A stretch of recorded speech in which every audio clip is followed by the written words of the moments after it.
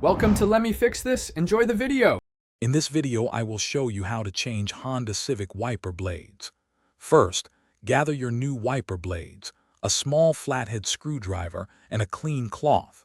Make sure your vehicle is parked on a level surface and the ignition is off.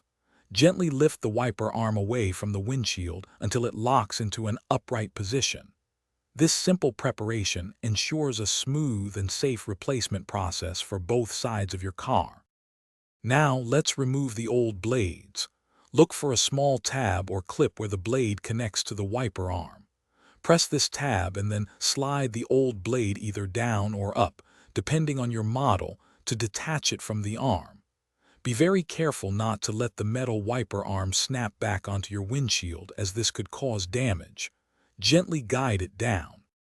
With the old blade removed, it's time to install the new one. Align the new wiper blade with the hook-shaped end of the wiper arm. Slide the new blade onto the arm until you hear a distinct click, indicating it's securely locked in place.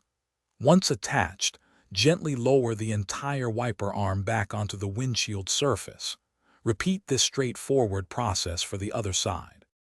Finally, repeat these steps for the passenger side wiper blade. Once both new blades are installed, turn on your vehicle and test them using your windshield washer fluid. Ensure they clear the glass effectively and smoothly.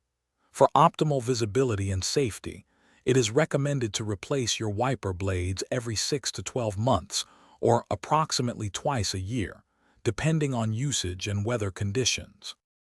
Thanks for watching. If you found this helpful, don't forget to like and subscribe.